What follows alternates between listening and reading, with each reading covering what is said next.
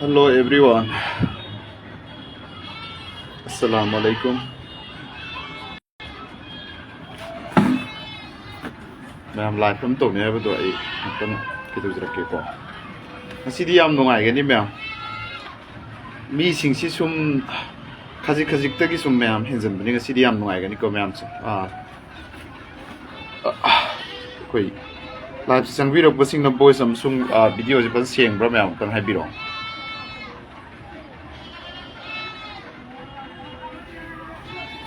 Tang live isang video posting na video si Sieng bra adugo kay dogo siyempre video ko.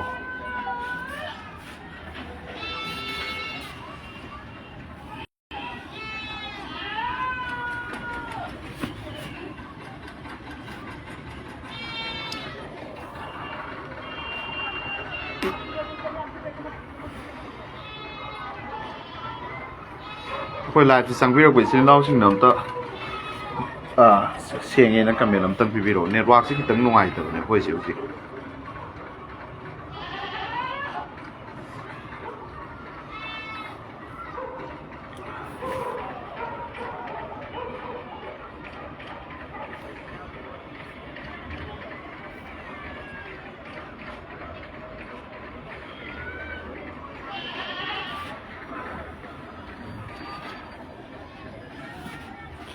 Okay, Sieng hai re ko aduga ngai ko sigam amuk ta ngai sem dor ki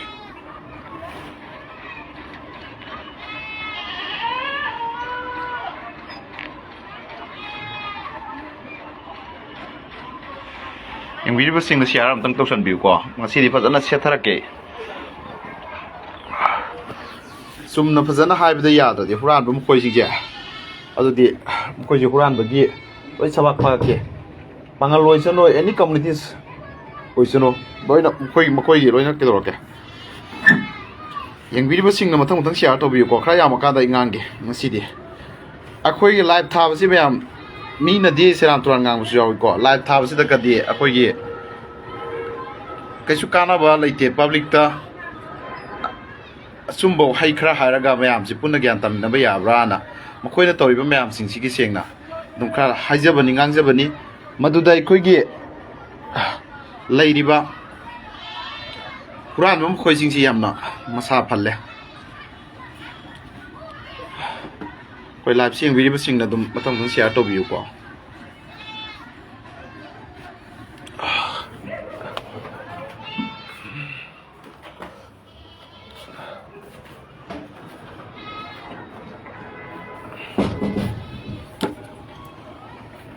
Okay ma'am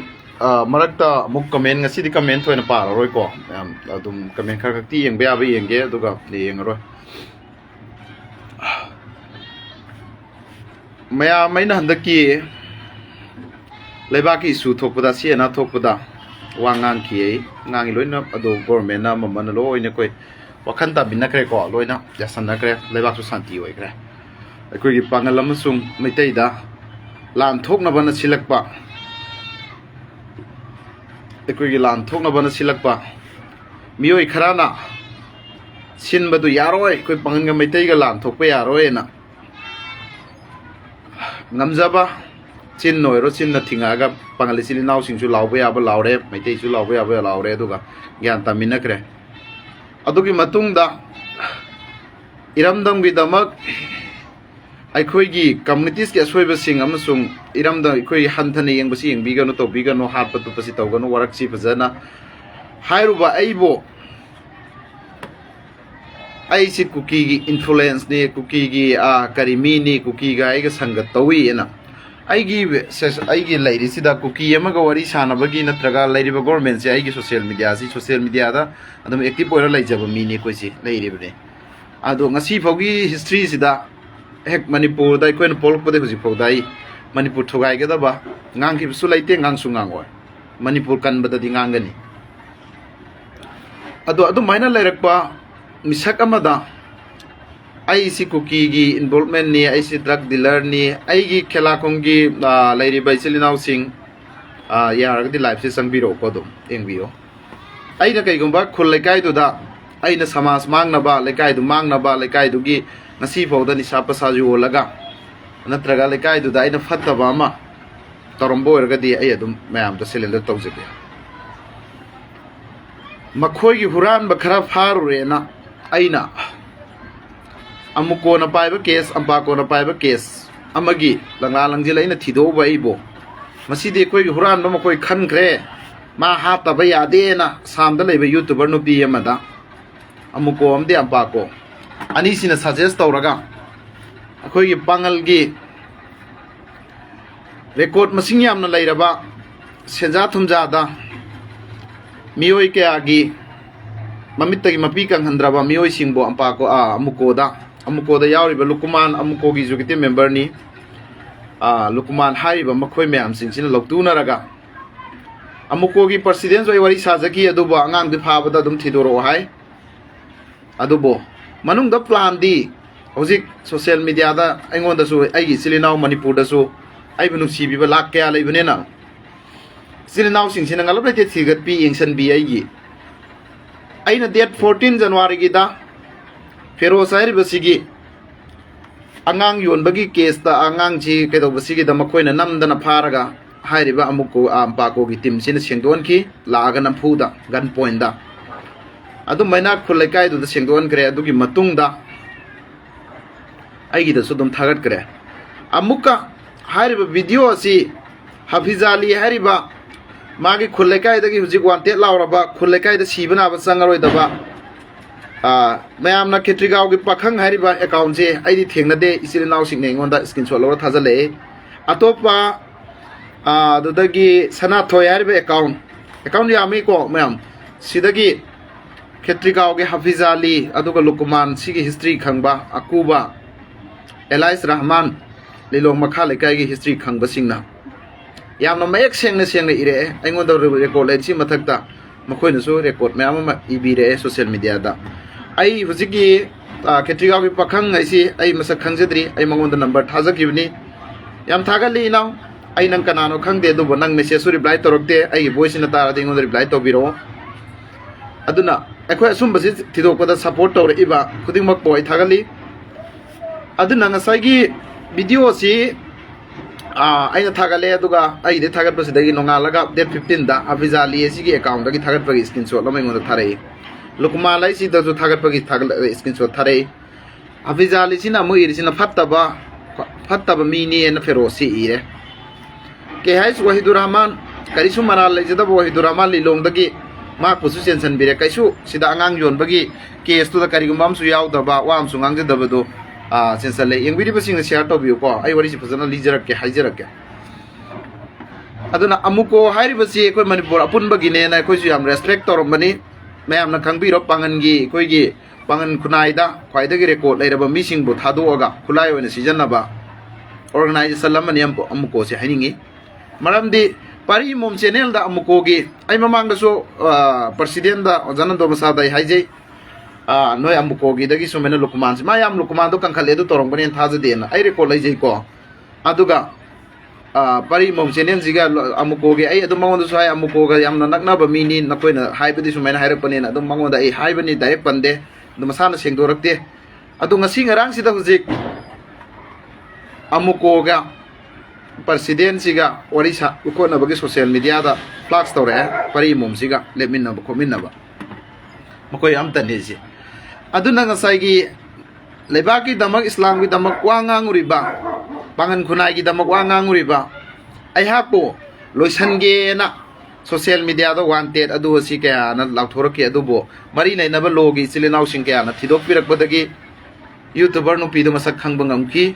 एंदा YouTuber मसानासु कक्सकी मदुगी दुम आगी नुपाना हायरक record अदो मान नुपी दुना हायरक lion लेजैको मसानासु मरानजारगा आइबु YouTuber दा drug dealer नि दिल्ली दा drug जोला लै हाइबदो मसानासु मरानजारगा मदुगी वीडियो दो कक्की खुदक्ता खंगपुमि कुप्ता अदुगी वीडियो दा यावरिबदो हफिजाली सिनाम को नौना थागलामे ngasi मरी मंगानी की ममांगदा 5 days अदुम मरोर माले ngona थारपदु चिनि नाउसिंगा अदुना मयामदा अइन हाइजनिंग सिदी लेबाकी दमक असुंबा ngang अइंगोंदा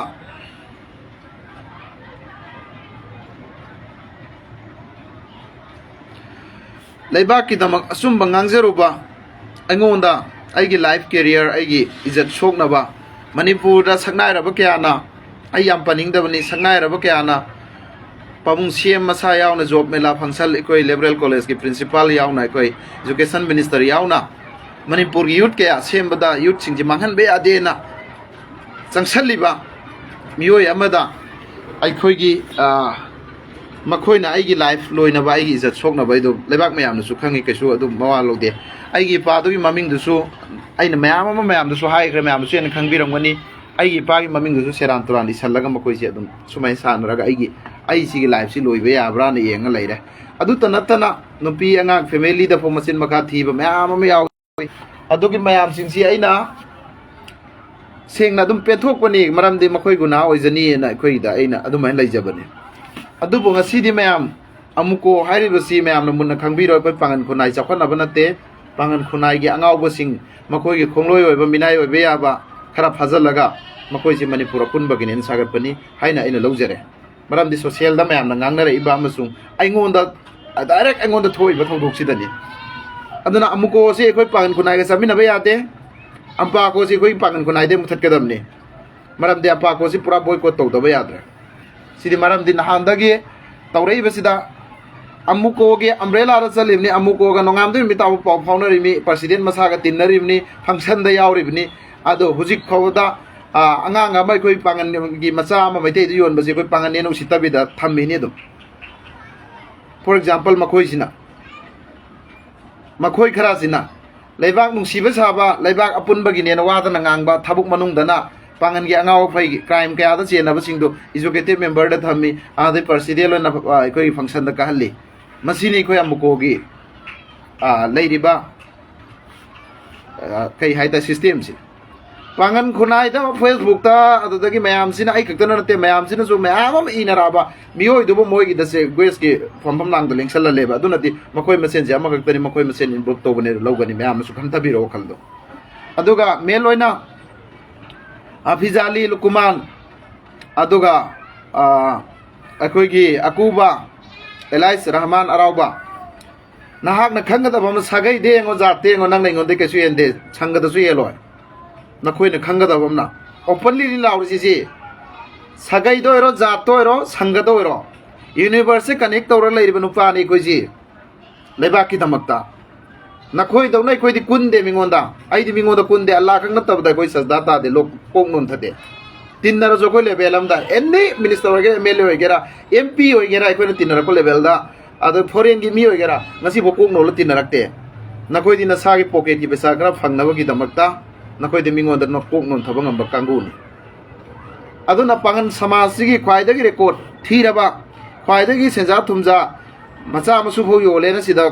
ꯃꯥꯏ ꯐꯦꯁꯕꯨꯛꯁꯤꯗ ꯏꯔꯛꯑꯕ ꯁꯤꯁꯤꯡꯁꯤꯒ ꯆꯠꯃꯤꯟꯅꯔꯤꯕ ꯑꯃꯨꯛꯀꯣ ꯑꯗꯨꯛꯀꯤ ꯃꯇꯤꯛ ꯀꯟꯗꯦꯝ ꯇꯧꯖꯩ ꯑꯗꯨ ꯃꯌꯥꯝꯅ ꯅꯩꯅꯕꯤꯔꯣ ꯃꯁꯤꯒꯤ ꯃꯌꯥꯝꯁꯤꯡꯁꯤ ꯀꯔꯤꯅꯣ ꯍꯥꯏꯕꯁꯤ ꯑꯗꯨꯒ ꯋꯥꯒꯥꯏ ꯀꯦꯟꯗ꯭ꯔꯗ ꯑꯃꯁꯨꯡ ꯑꯇꯣꯞ ꯑꯩꯈꯣꯏ ꯄꯥꯡꯒꯟꯒꯤ ꯔꯤꯂꯤꯐꯀꯤ ꯑꯗꯨꯒꯤ ꯑꯁꯤꯒꯤ ꯌꯥꯝꯅ ꯑꯩ ꯀ꯭ꯂꯥꯁ ꯇꯧꯊꯣꯔꯛꯈꯤꯅꯤ ꯃꯗꯨꯗꯁꯨ ꯆꯦꯟꯅꯩ ꯃꯈꯣꯏꯁꯤꯡꯁꯦ ꯑꯆꯧꯕ ꯔꯣꯜ ꯑꯃ ꯂꯧꯔꯒ ꯄ꯭ꯔꯖꯥꯗ ꯀꯔꯤꯒꯨꯝꯕ ꯐꯪꯍꯟꯗꯕꯤꯗ ꯃꯈꯣꯏꯅ ꯍꯥꯏꯗꯠꯂꯒ ꯆꯥꯕ ꯉꯥꯛꯇꯅꯤ ꯑꯗꯨꯅ ꯉꯁꯥꯏꯒꯤ ꯑꯩꯅ ꯃꯌꯥꯝꯗ ꯍꯥꯏꯖꯅꯤꯡꯕꯁꯤ ꯑꯩꯈꯣꯏꯒꯤ ꯂꯩꯔꯤꯕ ꯑꯦꯝ ꯗꯤ ꯁꯂꯥꯎꯗꯤꯟ ꯅꯪꯁꯤ ꯄꯥꯡꯒꯟ ꯈꯨꯟꯅꯥꯏ ꯌꯣꯟꯕ ꯃꯤ ꯑꯣꯏꯅ ꯃꯥꯜꯂꯤ ꯅꯪꯅ ꯈꯟꯅꯤꯡꯕ ꯑꯃ ꯈꯜꯂꯣ ꯑꯩ ꯄꯥꯡꯒꯟ ꯌꯣꯜꯂꯤꯕ꯭ꯔꯥ ꯃꯩꯇꯩ ꯌꯣꯜꯂꯤꯕ꯭ꯔꯥ ꯑꯗꯨꯒ ꯃꯅꯤꯄꯨꯔ ꯌꯣꯜꯂꯤꯕ꯭ꯔꯥ ꯑꯗꯨ ꯅꯁꯥꯅ ꯈꯟꯅꯤꯡꯕ ꯑꯃ ꯈꯜꯂꯣꯀꯣ ꯌꯦꯡꯅꯤꯡꯗ꯭ꯔ ꯇꯣ ꯑꯗꯨꯝ ꯑꯗꯨꯒ ꯑꯩ ꯑꯗꯨꯒꯤ ꯅꯪ ꯀꯝꯃꯦꯟꯗꯣ ꯅꯋꯥ ꯂꯧꯗꯦ ꯑꯗꯨꯅ ꯃꯌꯥꯝꯗ ꯑꯩꯅ ꯍꯥꯏꯖꯅꯤꯡꯕꯁꯤ ꯑꯩꯈꯣꯏꯒꯤ ꯍꯧꯖꯤꯛ ꯂꯩꯔꯤꯕ ꯂꯩꯕꯥꯛꯀꯤ ꯂꯨꯔꯕ ꯀꯟꯗꯤꯁꯟꯁꯤꯗ ꯌꯥꯝꯅ ꯑꯩꯁꯨ ꯐꯥꯊꯕꯅꯤ ꯁꯣꯁꯤꯌꯦꯜꯗ ꯍꯥꯏꯗ꯭ꯔꯤꯉꯩꯗ ꯅꯨꯃꯤꯠ 35ꯅꯤ ꯑꯉꯥꯡꯁꯤ ꯈꯛꯇ ꯄꯤꯊꯣꯛꯑꯣꯅ ꯃꯈꯣꯏꯗ ꯍꯥꯏꯔꯝꯕꯅꯤ ꯑꯗꯨꯕꯨ ꯃꯈꯣꯏꯅ ꯑꯉꯥꯡꯁꯤ ꯄꯤꯔꯛꯇꯕꯗꯒꯤ ꯃꯈꯣꯏꯅ ꯎꯁꯤꯠꯇꯕꯗꯒꯤ ꯉꯁꯤꯗꯤ ꯁꯣꯁꯤꯌꯦꯜ ꯃꯤꯗꯤꯌꯥꯒꯤ ꯊꯣꯡꯗ ꯌꯧꯔꯛꯄꯅꯤꯅ ꯃꯌꯥꯝꯗ ꯑꯩ ꯊꯝꯖꯒꯦ ꯁꯦꯡꯅ ꯃꯔꯝꯗꯤ ꯑꯩꯈꯣꯏꯒꯤ ꯑꯉꯥꯡꯁꯤ ꯄꯥꯡꯒꯟ ꯃꯆꯥꯅꯤ ꯄꯥꯡꯒꯟ ꯃꯆꯥ ꯑꯃꯁꯤꯕꯨ ꯃꯩꯇꯩꯗ ꯂꯩꯕꯗꯨꯗꯤ ꯅꯨꯡꯉꯥꯏꯇꯦ ꯁꯦꯡꯅ ꯃꯗꯨꯗꯤ ꯇꯧꯕꯤꯒꯅꯨ ꯃꯗꯨꯒꯤ ꯄꯣꯠꯁꯤꯗꯤ ꯑꯩꯈꯣꯏ ꯁꯦꯡꯅ ꯅꯨꯡꯉꯥꯏꯖꯗꯦ ꯃꯁꯤꯁꯤ ꯑꯉꯥꯡꯁꯤ ꯑꯩꯈꯣꯏ ꯄꯥꯡꯒꯟꯒꯤ ꯏꯗꯨ ꯄꯥꯡꯒꯟꯗ ꯂꯩꯍꯜꯂꯣꯅ ꯑꯩ ꯑꯗꯨꯝ ꯃꯣꯏꯗ ꯊꯦꯝꯃꯝꯕꯅꯦ ꯑꯗꯨꯕꯨ ꯃꯈꯣꯏꯁꯤ ꯁꯦꯡꯅ ꯑꯩꯈꯣꯏꯒꯤ ꯃꯨꯁꯜꯃꯥꯟꯗ ꯍꯥꯏꯔꯦ ꯃꯨꯁꯜꯃꯥꯟ ꯑꯣꯏꯗ꯭ꯔꯦ ꯃꯈꯣꯏꯁꯤ ꯁꯤꯕ ꯅꯥꯕ ꯆꯪꯉꯔꯣꯏꯅ ꯍꯧꯖꯤꯛ ꯈꯦꯇ꯭ꯔꯤꯒꯥꯎꯗꯒꯤ ꯃꯣꯏꯒꯤ ꯈꯨꯜ ꯂꯩꯀꯥꯏꯗꯒꯤ ꯃꯌꯥꯝ ꯍꯥꯏꯔꯛꯑꯦ ꯇꯥꯟꯊꯣꯛꯑꯦꯅ ꯈꯨꯟꯗꯩ ꯇꯥꯟꯊꯣꯛꯑꯦ ꯂꯩꯀꯥꯏꯗꯒꯤ ꯇꯥꯟꯊꯣꯛꯑꯦ ꯁꯤꯕ ꯅꯥꯕ ꯄꯣꯠ ꯑꯣꯏꯔꯔꯣꯏ ꯍꯥꯏꯕ ꯃꯤꯗꯨꯅ BP ꯑꯣꯏꯔꯤꯑꯦꯕ ꯑꯝꯄꯥꯀꯣꯒꯤ ꯈꯨꯜ ꯂꯩꯀꯥꯏꯗꯒꯤ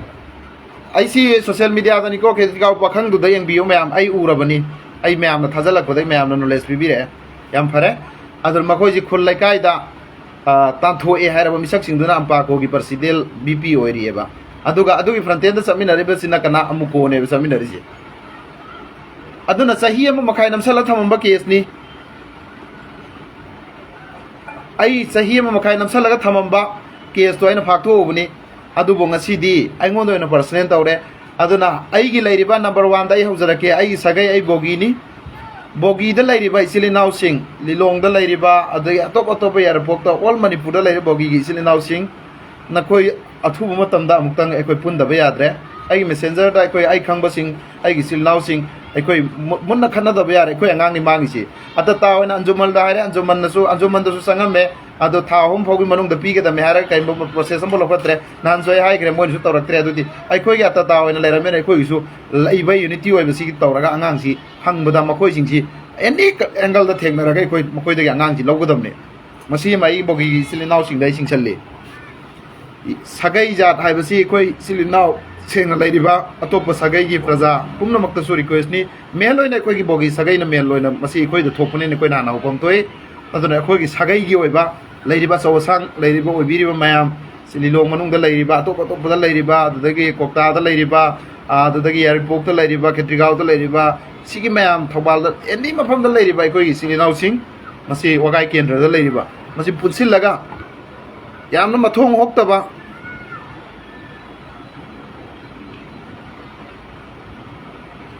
ꯑꯗꯨꯅ ꯌꯥꯝ ꯃꯊꯣꯡ ꯍꯣꯛꯇꯕ ꯅꯍꯥꯔꯣꯟ ꯁꯥꯔꯒ ꯒꯨꯟꯗꯥ ꯁꯥꯔꯒ ꯃꯤꯉꯣꯟꯗꯒꯤ ꯁꯦꯟꯈꯥꯏ ꯇꯨꯡꯈꯥꯏ ꯇꯧꯔꯤꯕ ꯃꯈꯣꯏꯁꯦ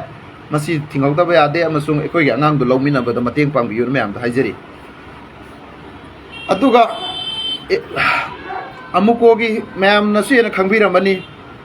ꯑꯗꯨꯅ ꯌꯥꯝꯅ ꯐꯖꯕ ꯁꯣꯁꯤꯌꯦꯜ ꯃꯤꯗꯤꯌꯥꯗ ꯏꯔꯛꯏꯁꯤꯡꯁꯦ ꯏꯆꯤꯜ ꯏꯅꯥꯎꯁꯦ ꯑꯩꯗꯤ ꯄꯟꯖꯗꯕꯅꯤꯅ ꯍꯟꯗꯛ ꯈꯔ ꯄꯜꯂꯒ ꯑꯩ ꯇꯣꯛꯄꯅꯤ ꯑꯩ ꯈꯪꯉꯤ ꯃꯌꯥꯝ ꯑꯃ ꯄ꯭ꯔꯨꯐ ꯃꯌꯥꯝ ꯂꯩ ꯃꯔꯝꯗꯤ ꯑꯃꯨꯀꯣꯒ ꯑꯝꯄꯥꯀꯣꯒ ꯀꯔꯝꯍꯥꯏꯅ ꯔꯤꯂꯦꯁꯟ ꯂꯩ ꯀꯔꯤ ꯇꯧꯈꯤ ꯀꯔꯝꯕ ꯔꯤꯂꯤꯐ ꯀꯦꯝꯒꯤꯗ ꯀꯃꯥꯏꯅ ꯇꯧꯈꯤ ꯍꯥꯏꯕꯁꯤ ꯔꯦꯀꯣꯔꯗ ꯃꯌꯥꯝ ꯂꯩ ꯑꯩ ꯑꯗꯨꯝ ꯐ꯭ꯂꯥꯛꯁ ꯇꯧꯔꯛꯈꯤꯅꯤ ꯑꯩ ꯃꯨꯟꯅ ꯄ꯭ꯔꯨꯐ ꯑꯦꯚꯤꯗꯦꯟꯁ ꯆꯞ ꯆꯥꯅ ꯐꯪꯕ ꯅꯨꯃꯤꯠꯇ ꯑꯩ ꯑꯗꯨꯝ ꯐ꯭ꯂꯥꯛꯁ ꯇꯧꯔꯛꯀꯅꯤ ꯑꯗꯨꯅ ꯑꯩꯈꯣꯏꯒꯤ ꯑꯃꯨꯀꯣꯒꯤ VPꯁꯨ ꯄꯥꯡꯒꯜꯅꯤ ꯃꯁꯥ ꯌꯥꯝꯅꯃꯛ ꯑꯩ ꯔꯦꯁꯄꯦꯛ ꯇꯧꯖꯩ ꯑꯗꯨꯕꯨ ꯉꯁꯤ ꯐꯥꯎꯗ ꯐꯪꯁꯟ ꯂꯣꯏꯔꯒ ꯁꯦꯡꯗꯣꯛꯀꯦ ꯍꯥꯏꯔꯒ ꯁꯦꯡꯗꯣꯔꯛꯇꯕꯁꯦ ꯌꯥꯝ ꯋꯥꯈꯜ ꯅꯨꯡꯉꯥꯏꯖꯗꯦ ꯑꯗꯨꯅ ꯃꯁꯤꯒꯤ ꯁꯤꯗ ꯇꯧꯔꯤꯕ ꯑꯩꯈꯣꯏꯒꯤ ꯏꯁꯂꯥꯝꯒꯤ ꯏ ꯑꯃꯕꯨ ꯄꯥꯡꯒꯟꯒꯤ ꯏ ꯑꯃꯕꯨ ꯃꯩꯇꯩꯗ ꯆꯪꯍꯜꯂꯒ ꯑꯗꯨꯒꯤ ꯀ꯭ꯔꯥꯏꯝ ꯊꯣꯛꯍꯟꯒꯅꯤ ꯏꯁꯨ ꯊꯣꯛꯍꯟꯒꯅꯤ ꯀꯩꯗꯧꯔꯗꯣꯔꯤꯅꯣ ꯄꯥꯡꯒꯟꯒꯤ ꯍꯨꯔꯥꯟꯕ ꯃꯌꯥꯝ ꯐꯥꯖꯜꯂꯒ ꯊꯝꯒꯅꯤ ꯑꯗꯨꯒ ꯋꯥꯔꯤ ꯁꯥꯟꯅꯔꯒ ꯑꯩꯈꯣꯏ ꯑꯗꯨꯝ ꯃꯥꯅ ꯔꯤꯌꯥꯖꯀꯨꯝꯕꯅ ꯀꯔꯤ ꯇꯧꯗꯣꯔꯤꯃꯣ ꯍꯥꯏꯅ ꯑꯩꯈꯣꯏꯒꯤ ꯁꯃꯥꯖꯁꯤꯗ ꯅꯝꯊꯔꯒ ꯊꯝꯒꯅꯤ ꯈꯜꯂꯤꯕ ꯑꯃꯨꯀꯣꯒꯤ ꯊꯧꯕꯨꯕꯁꯤꯡ ꯅꯈꯣꯏꯅ ꯀꯩꯗꯧꯅꯨꯡꯗ ꯑꯩ ꯂꯥꯟꯗꯦ ꯑꯆꯨꯝꯕꯩꯗꯃꯛꯇ ꯁꯤꯕ ꯌꯥꯔꯦꯅ ꯑꯗꯨꯝ ꯊꯣꯛꯈ꯭ꯔꯕꯅꯤ ꯑꯦꯅꯤ ꯑꯦꯡꯒꯜꯗ ꯅꯈꯣꯏꯒ ꯊꯦꯡꯅꯕꯗ ꯑꯩ ꯀꯤꯗꯦ ꯃꯅꯤꯄꯨꯔ ꯄ꯭ꯔꯖꯥ ꯃꯩꯇꯩꯗꯁꯨ ꯄꯥꯡꯒꯟꯗꯁꯨ ꯑꯩꯕꯨ ꯁꯞꯄꯣꯔꯠ ꯇꯧꯕ ꯂꯩꯔꯤ ꯑꯗꯨꯒ ꯅꯈꯣꯏꯒꯤꯁꯨ ꯁꯪꯒ ꯂꯩꯔꯝꯒꯅꯤ ꯑꯩꯒꯤꯁꯨ ꯂꯩꯒꯅꯤ ꯃꯅꯨꯡꯒꯤ ꯑꯣꯏꯒꯦꯔꯥ ꯃꯄꯥꯟꯒꯤ ꯑꯣꯏꯒꯦꯔꯥ ꯅꯈꯣꯏꯅ ꯇꯧꯔꯤꯕ ꯇꯨꯃꯥꯏꯅ ꯑꯩꯈꯣꯏꯗꯁꯨ ꯂꯣꯏꯅ ꯁꯞꯄꯣꯔꯠ ꯂꯥꯛꯏ ꯑꯩꯉꯣꯟꯗꯁꯨ ꯀꯣꯜ ꯀꯌꯥ ꯂꯥꯛꯏ ꯑꯩꯒꯤ ꯀꯦꯁꯁꯤ ꯄꯥꯏꯔꯒꯦ ꯃꯁꯤꯡ ꯊꯤꯒꯝꯅ ꯂꯥꯛꯏ ꯑꯩ ꯉꯁꯤꯐꯥꯎꯗ ꯃꯁꯤ ꯃꯩꯇꯩꯒ ꯄꯥꯡꯒꯜꯒ ꯃꯁꯤꯒꯤ ꯀ꯭ꯔꯥꯏꯝ ꯑꯃ ꯊꯣꯛꯂꯛꯀꯅꯤꯅ ꯈꯟꯗꯅ ꯑꯩꯅ ꯉꯁꯤꯗ ꯅꯝꯁꯜꯂꯒ ꯃꯁꯤ ꯑꯉꯥꯡꯗꯣ ꯈꯔ ꯂꯧꯊꯣꯛꯑ ꯂꯣꯏꯔꯦ ꯃꯈꯣꯏꯅ ꯁꯤꯗ ꯃꯔꯥ ꯂꯩꯔꯤꯕꯁꯤꯡꯁꯤ ꯃꯣꯏ ꯂꯣꯒꯤ ꯑꯣꯏꯕ ꯗꯟꯗꯤ ꯄꯤꯍꯜꯂꯒꯦꯅ ꯑꯗꯨꯃꯥꯏꯅ ꯂꯩꯕꯅꯦ ꯁꯂꯥꯝ ꯕ꯭ꯂꯣꯛ ꯔꯤꯌꯥꯖꯨꯗꯤꯟ ꯑꯁꯦꯡꯕ ꯆꯨꯝꯕ ꯁꯕꯥꯛ ꯐꯥꯒꯠꯄ ꯋꯥ ꯑꯗꯨꯅ ꯊꯦꯡꯛ ꯌꯨ ꯑꯗꯨꯅ ꯃꯌꯥꯝꯗ ꯑꯩꯅ ꯍꯥꯏꯖꯅꯤꯡꯉꯤꯁꯤꯗꯤ ꯑꯩꯈꯣꯏ ꯃꯈꯣꯏꯅ ꯐꯨꯔꯥꯗꯣꯂꯥ ꯂꯩꯔꯤꯕ ꯃꯌꯨꯝꯁꯤꯡꯗꯨ ꯌꯦꯡꯉꯣꯅꯦ ꯔꯍꯃꯥꯟꯒꯤ ꯑꯀꯨꯕ ꯑꯔꯥꯎꯕ ꯔꯍꯃꯥꯟꯒꯤ ꯃꯌꯨꯝꯗꯨ ꯌꯦꯡꯉꯣ ꯀꯨꯃꯥꯔꯒꯤ ꯃꯌꯨꯝꯗꯨ ꯌꯦꯡꯉꯣ ꯃꯣꯏ ꯀꯗꯥꯏꯗ ꯄꯩꯁꯥ ꯁꯥꯔꯤꯕ ꯁꯨꯝꯕ ꯑꯉꯥꯡ ꯅꯨꯕꯤ ꯌꯣꯟꯕ ꯃꯌꯥꯝꯒꯤ ꯍꯛ ꯄ꯭ꯔꯖꯥꯒꯤ ꯍꯛꯁꯤ ꯆꯥꯔꯒ ꯃꯈꯣꯏꯗꯤ ꯁꯨꯃꯥꯏꯅ ꯑꯩꯈꯣꯏꯒꯤ ꯌꯨꯝ ꯀꯩ ꯁꯥꯔꯒ ꯑꯩꯈꯣꯏꯒꯤ ꯁꯣꯁꯤꯌꯦꯜ ꯑꯣꯔꯒꯅꯥꯏꯖꯦꯁꯟ ꯇꯧꯕ ꯑꯣꯏꯅ ꯂꯩꯔꯝꯃꯦꯕ ꯃꯁꯤꯒꯨꯝꯕ ꯃꯌꯥꯝꯗꯨꯅ ꯑꯃꯨꯀꯣꯁꯤꯅ ꯂꯣꯏ ꯐꯥꯖꯜꯂ ꯊꯝꯃꯒ ꯃꯈꯣꯏꯅ ꯁꯤꯖꯤꯟꯅꯕ ꯑꯣꯏꯅ ꯂꯩꯔꯝꯃꯦ ꯑꯃꯨꯀꯣꯁꯦ ꯑꯩꯅ ꯁꯤ ꯍꯥꯏꯕꯗ ꯋꯥꯔꯧꯕꯤꯔꯣꯏ ꯑꯃꯨꯀꯣꯒꯤ ꯏꯆꯤꯜ ꯏꯅꯥꯎ ꯄꯨꯝꯅꯃꯛ ꯅꯠꯇꯦ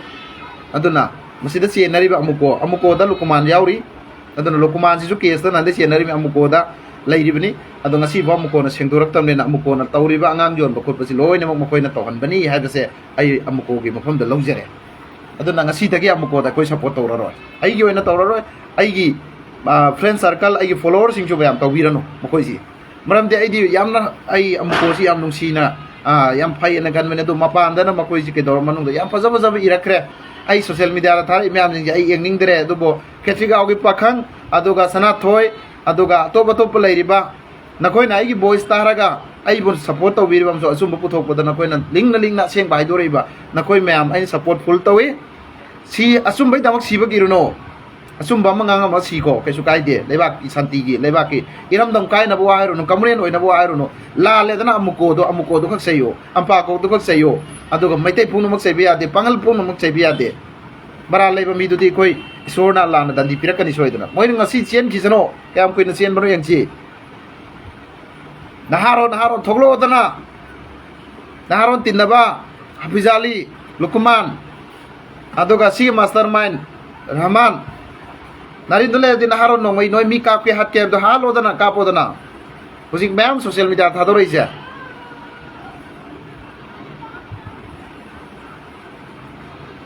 amuko nate ko ma'am la na logri amuko ni amuko All Manipur United Club Organization yam phajai maminga de Manipur punbagi ko anduga ekoi loina makta de haijaroi me loina I president masa so wari sana ja gimne adu president masa du da ai su message sama ma do wari sab dai hai kiba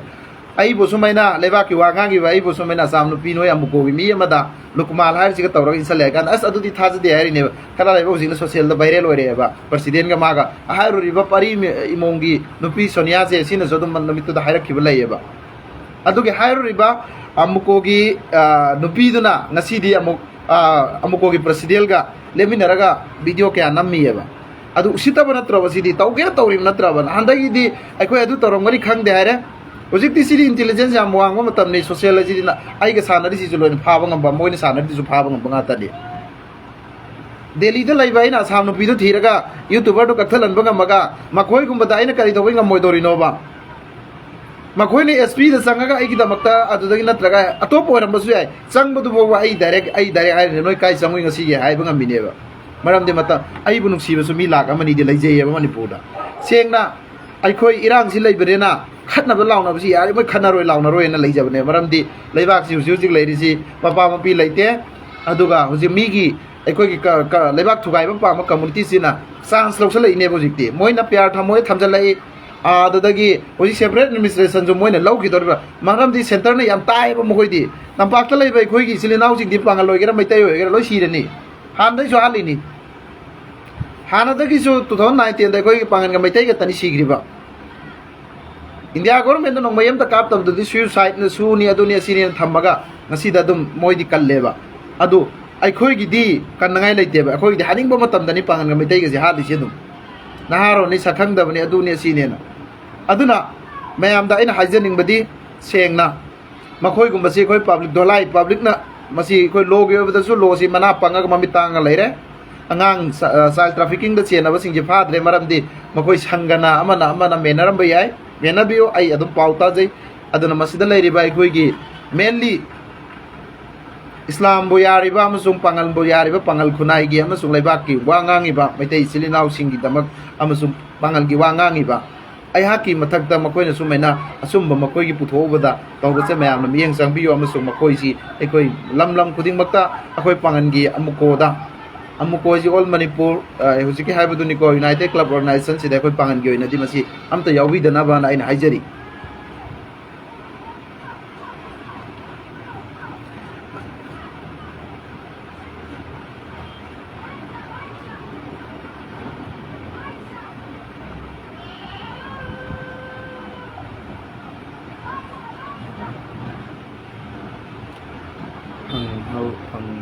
de taklak o Touba tis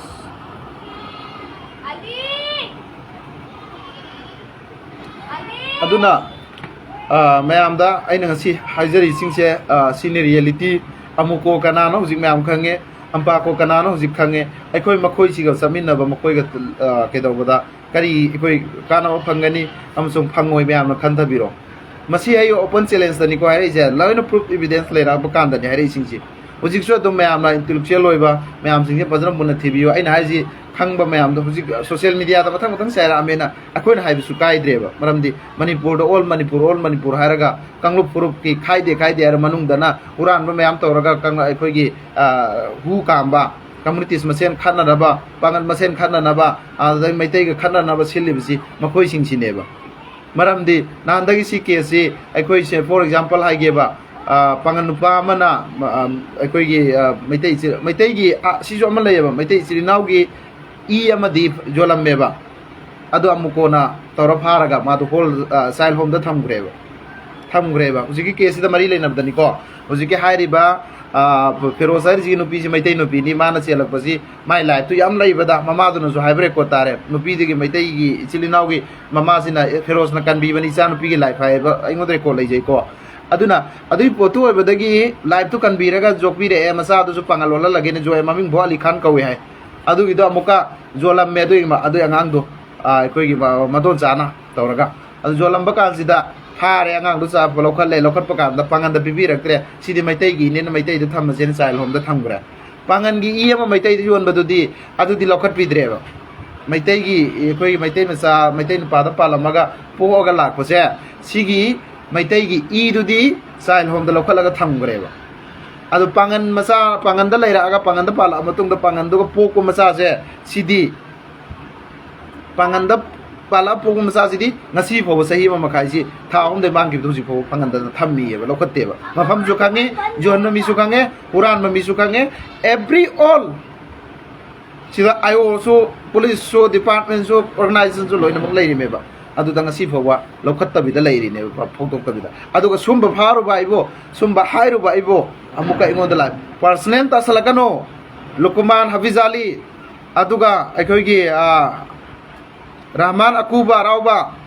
nangi condition nangi natu na sa gi bo iri he social media sida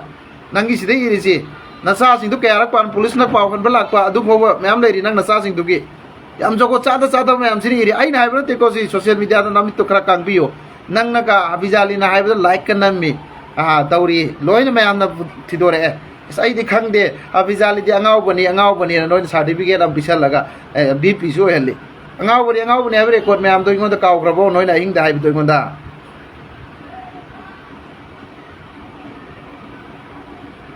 aduna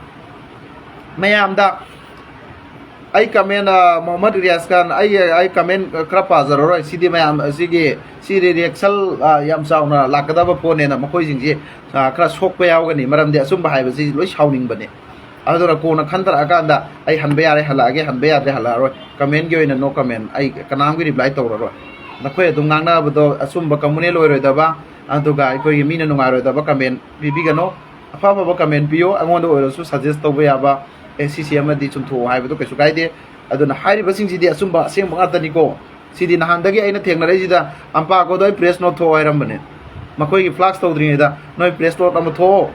haibadi sidi communities ahum da problem la ani makoi na paisa na koi da sare ka da sa de koi da lakte khote adu tawde khangde haire hojik de video soina proof thame photo do su editing ne haire editing oire phare photo do so seng bani ko adu hojik video do hojik ke dore video do mayam eng biro wai post mathak ta laikram ni ko video do mokoi da sangjaram bai moi ampa kon wahang ko hang bagi adu da sangjaram ba ngang yon ba sanga aba cylinder tora ba kangu do bo amak thadokri ne paisa kara rupa lising yang khayong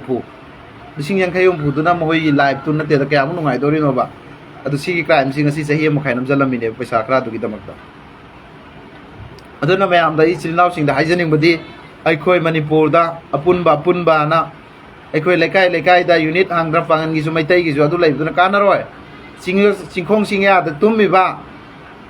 central force ki ba ki balai gadra kuki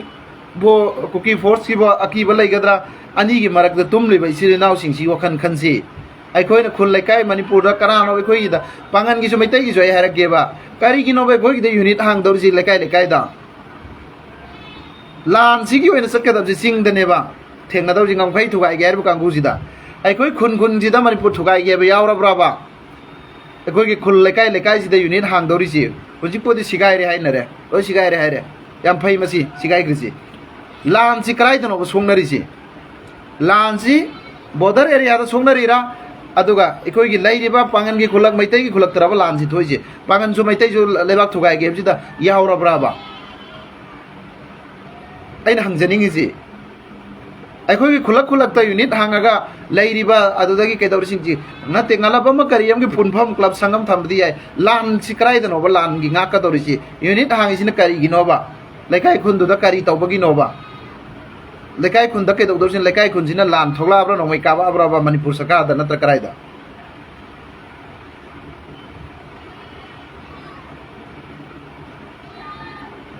aduna rias ka nangi comment do haning bahal laga heroi parage sera tura ningang kanu pai page nang comment tharo ke sukai de live tha ba nang na du ka challenge tor pa nang yeng ninge yeng yeng da to du ka leite adu gi leite nang na adu wa her kanu chumna dum mioi be minung sia ma da haina ji ai ngasi bo saw dam ne du bo ai su saw bo he na te aina to risi to ngan ba wa na te reply to ro i do bo oira de live thabi gano nang na thing ba ya bro du live tab je gi torokano wangang muda one side ti wangang kano aduga negative sense am chalakano nang haining bodo ai rom ne om boiba legal oiba ma'am na nungai ga daba dum do hayo kesu kai di aduni aduna koi unit pangan gi duso amma gi duso adu si hangi ba ma'am jing si lam ji koi gi khoi valley area da lam ji koi leibak thugai ba lei rabra sim joi hang janingi aduga sumba ngasi angang nubi yon bagi se sida anjuma loigera amo oigera eni cso ama phora complain thangat kera thangal loi kera sidi social daire sikrai bu sum mesi ai ngon da phol tawra ka case pai ga abdu na tabna san sangsala ko sodum thidok pe ai adu di sidi adu mateng pangsan be ai aduna makha ta bada di ai sengna yam haijara roi matam du adum lakna rasi sengna personal ta salakano leiba ki oina wangang de leiba ki oina tawsi ekoi leiba ki oina phaba thengna si asumba satsi aduga hauki bada haugre ai soram be ai na hoi soram be ai loina soram perfect kana soi roi ekoi tung ta bada hauki bagi asoi be mayam duga aphaba duga haye allah gi manakta isor gi manakta ekoi nongna nong mahalla bani aduda ekoi afaba asum baduna ya amaga ekoi sargada jannat laina bo na si mayam dai masi thamjani aduga mayam sida su ai kenom haijagi ba asuk phajana clear oina ngangam sida ekoi gi taraga lairiba praja nakhoi gi nasa da tholok ta boy ko no tholok pa kan nakhoi gi lawbi na ngai leiroi ko masi mu kaw ko nakhoi da seng nai hajari jineba asuk sathi raba thabuk to bosida ai comment du yenga ga di ai ngangingi wa singang wa ngau de ba Muhammad Rias kala aduna ni adum khar yenge ba maram de ai na putho sinang na comment hairak podagi ai ngoda ai na ngangingi ba ai na puthoi ba thim myam je puthok ngam de adura khetrigaw gi pakhang angaw bagi ai account do yum tsange ko ai sima gi yamna adubo inaw ai khoidi sengna engbasu social media mi gi kari gi thoidokna to i pau news natana laiba ki kari gi su natana yeng de thoina aduna to personal sangde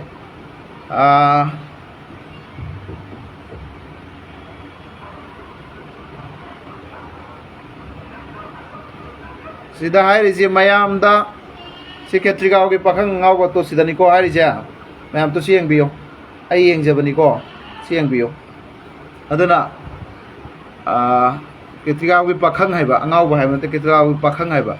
mayam da khangan jaba Hafiz Ali hariba nupa ase ketriga da lairiba praja pumnamak na khundagi tan thokle mahak asi ana amata poloidaba haina yanare maram aduna Manipur praja na mahakpu thajabiganu mahaki maraldi yamkre aduna mahakti posta panjakrabani mahaksi mathaki posta panjakrabani mahaksi oktabanupi lalonba drug karbar tauba masakni haujik ampako BP su oiribani asigumba mathong chadaba miyoi kaya luchingba oibadagi Manipur samaj asi amuba kali taibani mahaki mastermind MD Lukuma Haisti Rahman Akuba Lilo Makha Laikai Lukuma Santhel sumaina thaba iko mai posida moi khundai pho yadre masi ko ai kanano kaino khangde myam ti dokbiyo si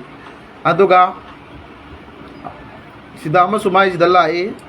sin hai gi thagat power mana share to mal Manipur punba community gi CSO ni aina lairaga amuko di pangal masa mathong hokraba khara kulai oina thamjilame sida sumai ja amuko gi su yawe ko aduna mayam da ina haijaning badi asumba isidi no molot pe yaroi mai bu pina ko pe yaroi aduna aikoi gi seran turana ba comment adumba aikoi gi laksalakano aduna mayam da ina request ni sengna ai ngasi bo mi yam da nekte mayamna so dum hayeng adum thidok birak da kangani mi am phok da ke dawde mayamna nuksibidina dum share tawriba amasung mayamna thidok mayamna support tawriba social da thawna di leijade makoi di naharo ni aduni sinen moi gi reaction adoga manipur da ai masim joiram bage lukumalai jina wagai kendra sai kutta lai haibado ampa ko gi rahman aduga akuba rahman aduga hafiz ali lukuma manipur si makoi makada lai re pangan gunai masi mai haijaramge ai moji am power lai na mayamna khalam draga so aina khanbam lai ba fatta ba ko makoi mathak ta kana ko bomna tas taw ngam drisina di manipur si makoi gi makhutta lai re marubi ulma loina maksing ji ekoi lai re mcs is any officer muslim da su lai riba so so wali long da lai riba to to da lai sing ji makoi makha da lai re na mayam dai lojage maram di asuk chawba child trafficking case aduga makoi na tawriba fake mayam sida ngasi fo kana go bomna makhut khila mang paira chingba ngam dabne na mayam dai na thamjaningi makoi gi makhutta manipur si makoi na jon la su yare manipur si makoi na lai da su yare aduna makoi si ekoi mayam si full support tawbugum salute tawbugum tawi nai mayam da haijage aikoi gi lai ta lai ra ba baza mayam si gi di pen dabne na makoi di adum pit pit laurakpa lauro su moi na hat ke tup ke ne hekta ke lubne na nang naharon pujala ka thora adu tawra na hekta ke lubne na makoi je adum tumina lai jakiba aduni lai risi aduna ngasai gi mayam da adui potuni lai risi aduna mayam khantha biro dui doma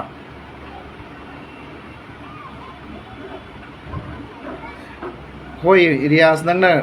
khan nangna comment phatta piram da bayai ama torom bayai ngaptang santi leiro ai du wangang bada na koi gi comment du engadi angonda kitang nungai tabal lai aduna aina haining iba mayam jingsi matam sangdarani hayora roi maramdi sengna sidi khoi di nganga ising si record mayam sigi nai naraga ma ai di delhi lai ni manipur da gi thoi basi kayamuk chumbe chumde ji filter tawraga aduda si sina ngangba yare sina ngangba yade ji chum thuog nganga ine ba no koi da aduda heta lana ijan ba yamte ba ai si social media si lana tawbe yamte social da wangang ba ji hujik matam da yam luiye ba hujik matam da sunate matung ta ba su koi lana ngangoi damni lana hairoi damni lana tawroi damni drak la loloi damni sa saroi damni ado senthoi jaroi damni koi pangal gi samasta mi gi hairoi ai mi gi phaning phajani amma tawninge tawjani ai khoi sung madam ni hana ai khoi gi phatab do hana sum thoga sum buran chin thi tawba angang no bijon of the chenaba nisa yoli ba sumba mayam no pi angang okta biloi nei hairi ba sumba mayam se khoi sum thokpa da ai oro mi oro cylinder ni madu lebak mayam no warak lo no warak pada isa cylinder ni ki de tu gi na aduna nakhoi gi na warau bo khlo bu do ke dorakano bai na haiga da ba dum hairo okay aduna ujing mayam na so adum court knowledge to bio aina hairi singsi aduna manipur da amuko amasung ampa ko ani sidi ai gi wena su support tawdre ai gi followers sing su support to wirano makhoi si khoi ga mari mata amta samna ba yade aduga amuko da lairiba isili naw apapa ba angang sing yauri ai gi support to rakpa mitra mari ma kun yauri loine si gi langla lang ji thidor pada makhoi gi huran no mayam ji phagak pada adui mi sing do so ha subai joirak tab subtha ju poto tharak tab mi do on ta ta janari ma goina khara amana adu hatokani adu tawgani nang na thakta adu ni asini nang na thabani riasta adu na sinena makoi ji innari ba sire kon mayam je ai thadong ningde yam lai gre makoi jing jina innari ji aduna sengna pangan samaj zone banate pangan samaji ai koi gi mi gi maitai ge soibta haira de na khoi dai ke romai ge maitai ge soibta su haiba ngam mudar ji ai han sum ko pangan le khoi chum dringe da mingo da wa hai ga no pangan samaj zone ba ji noi pam ji maitai yon maitai ge sum du sum ba hai ge damne asida pangan samaj zone bana iriba si manipur gi ningang isi maitai ebe lete pang lete lan du lali sum du sum be yon ba yon da mai di kai no ma phi tho ga joli me am du thingo dana ware imeno noi phu sai dana me am tawri me am du thingo dana yon no marung da social media lo chalo dana ai ri adu tawra bro ana wati warem ka men da seram turan bangang gano aduna ai su saw ba hai mayam ge dum nok tho ga ko fa ba har su patta ba su dum kai taw do no dum mayam ge ngang me dum lak ta me khalla lai ram ni dum hingsu ingi ni lai su lai gani emotion da sat ya de koi maram di akoi da tension da sat ya de public mayam si gi dai koi na ngang ba si ai manu si bi ba ai bo pa mi amasung nu si na tabi ri ba mayam sing si gi su wakhan khan da ba ya de aduna mayam da ina seng na haijaning di dunia da hingi da dunia mi oi bai koi insan mi oi bai koi human beings i koi ya na draga ai ngi sorna la na jaga ne du ningono nang na sagali ba pura dola do do namsan bam lakini aduna mayam हाइरिबा खरासिदा अदुना हाइरिबा खरासिदा मैमना सोइखिबा लानखिबा यावरसु अदु ma'am knowledge ओइबिरोम सुंगाकपिगनी को अदुना अजा Laure ma'am अदुना नमाज वतन सोरे अस्सलाम वालेकुम thank you everyone ma'am soil tension लगे life